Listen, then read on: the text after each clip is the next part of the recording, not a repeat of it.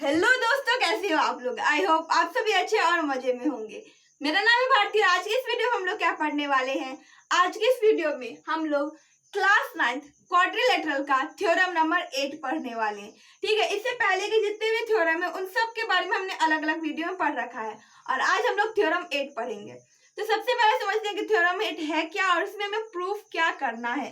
तो देखो, इसमें बोला गया है कि हमें एक पैरेललोग्राम को प्रूफ करना है। मतलब क्वाड्रिलेटरल तो है, हमको बताना ये है कि ये जो क्वाड्रिलेटरल है वो एक पैरेललोग्राम है। अब कुछ तो गिवन होगा, तो इसमें गिवन ये है कि ऑपोजिट साइड जो होता है वो ऑपोजिट साइड इक्वल भी है एंड पैरेलल भी है। इसको हम लोग डायग्राम के थ्रू समझते हैं।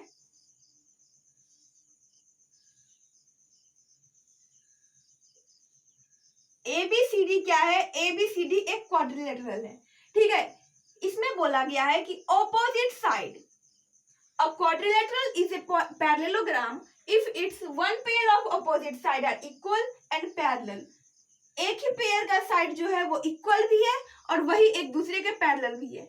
मतलब कि AB is equal to CD and AB parallel to CD। ठीक है, और हमें प्रूफ करना है कि ये जो क्वाड्रिलेटरल बन रहा है ये एक पैरेललोग्राम है। सबसे पहले हम लोग यहाँ पे एक डायगोनल बना लेते हैं। अब पहले गिवन लिखते हैं कि गिवन क्या क्या है। गिवन में क्या है? गिवन में है हमें AB is equal to CD and AB parallel to CD। AB CD के इक्वल भी है एंड AB CD के पैरेलल भी है। अब टू प्रूफ मतलब हमें प्रूफ क्या करना है? हमें प्रूफ करना है ABCD is a parallelogram. ABCD क्या है? एक पैरेललोग्राम है। ये हमें प्रूफ करना है। ठीक है, तो अब चलो प्रूफ करना शुरू करते हैं। देखो, ये लिखने का तरीका होता है। सबसे पहले गिवन क्या क्या है, फिर उसके बाद टू प्रूफ हमें प्रूफ क्या करना है वो, और उसके बाद प्रूफ करने पर हम लोग आ जाते हैं। अगर इसमें कोई कंस्ट्रक्शन रहता है तो हम लोग वो कंस्ट्रक्शन करेंगे तो उसे भी यहाँ पर मेंशन करेंगे। बट अगर आप डायगोनल को ड्रॉ कर रहे हैं तो वो अगर नहीं भी लिखेंगे तो उतना ज्यादा वो इम्पोर्टेंट नहीं होता है। ठीक है, अब देखो प्रूफ में क्या करना है। अगर हम लोग देखो एक पेयर ऑफ साइड जो है वो इसका पैरेलल है, मतलब कि अभी तक ये अगर कह सकते हैं तो ये क्या है? एक क्वाड्रिलेटरल का एक ट्रेपीजियम बन रहा है, क्योंकि ट्रेपीजियम में एक पेयर ऑफ साइड पैरेलल होता है। बट हमें यहाँ पर इसको पैरेललोग्राम प्रूफ करने के लिए क्या करना होगा?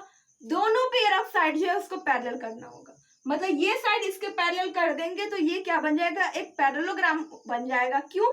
क्योंकि ये दोनों side opposite side AB is equal to CD, ये ऑलरेडी ABCD ऑलरेडी ये पैरेलल है। ठीक है, तो बस हमको इसको पैरेलल करना है। तो देखो क्या करेंगे, तो पहले हम लोग क्या करेंगे ना, ये जो दो ट्रायंगल बन रही है ना, इस दोनों ट्रायंगल को कॉन्ग्रुएंट कर देंगे और CPCT से क्या करेंगे? CPCT से हम लोग इस एंगल को इस एंगल के इक्वल कर देंगे और देन ये इसके पैरेलल हो जाएगा। कैसे होगा अभी बना करके देखते हैं। ठीक है, in triangle ACD and triangle ABC, ACD और ABC ये दोनों ट्रायंगल है। इसमें देखो ये गिवन तो है कि AB is equal to CD, क्या है? CD is equal to AB, ये गिवन है। इसको हम लोग एंगल 1 कह देते हैं, इसको एंगल 2 कह देते हैं। तो angle 1 is equal to angle 2। आप बोलोगे कि आप क्या ये अपने आप क्यों दे दिए कि angle 1 is equal to angle 2? तो देखो यहाँ पर बोला गया कि ये दोनों पैरेलल है और आप देख रहे हैं कि ये Z बन रहा है, ये Z बन रहा है ना। तो जब भी पैरेलल हो तो उसका अल्टरनेट इंटीरियर एंगल ये क्या है? ये अल्टरनेट इंटीरियर एंगल है। क्यों? क्योंकि ये Z बना रही है तो ये इसके इक्वल हो जाएगा। ठीक है, दैट्स व्हाई यहाँ पर angle 1 is equal to angle 2 हो गया। अब थर्ड क्या है? थर्ड यहाँ पर आप देखोगे कि ये जो AC है ना, ये AC दोनों में कॉमन है। ये जो ट्रायंगल है इसमें भी ये AC आ रही है, इसका थर्ड साइड है। एंड सेकेंड ये जो ट्रायंगल बन रहा है ABC, इसमें भी ये थर्ड साइड AC आ रहा है। मतलब कि AC is equal to AC, ये क्या है? कॉमन है। ये क्या है? अल्टरनेट इंटीरियर एंगल है एंड ये हमारा तो गिवन हुआ।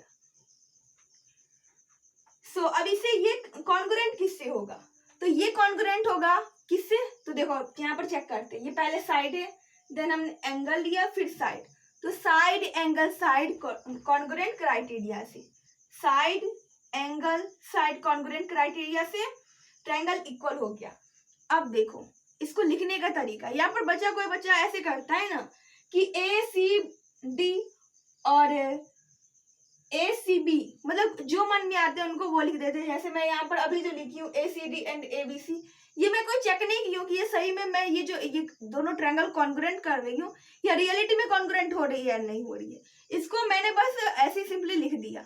बट जब हम यहाँ पर कोई क्राइटेरिया का यूज करेंगे तो अब जो कॉन्ग्रुएंट को जो ट्रायंगल हम लोग लिखेंगे ना, वो लिखने का एक तरीका होता है। वो क्या होता है कि जैसे देखो हमने यहाँ पर ACD लिया, ये किसके कॉन्ग्रुएंट है? तो देखो यहाँ पर ए क्या है, यहाँ पर कोई एंगल नहीं है। फिर C पर क्या है, एंगल है।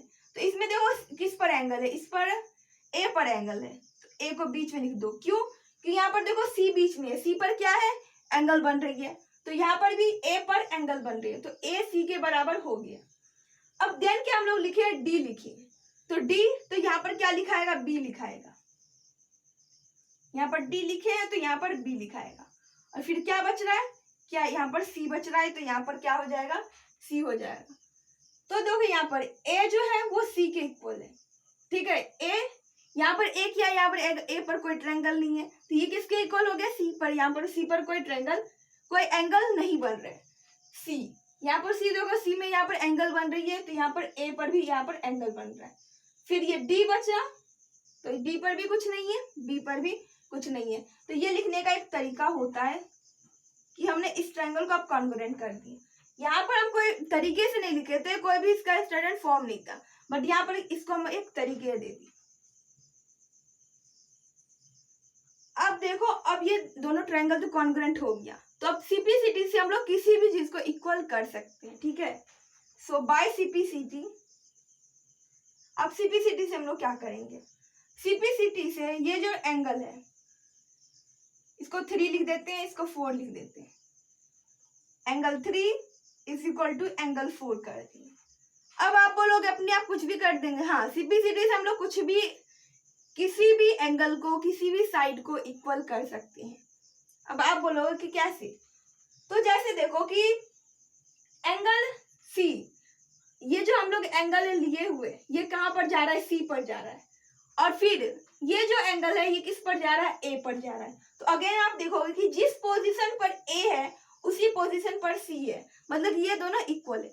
यहाँ पर देखो A भी एक साथ लिखा हुआ है, यहाँ पर CD एक साथ लिखा हुआ है, तो देखो AB CD के इक्वल है, AB CD के पैरेलल भी है, ठीक है।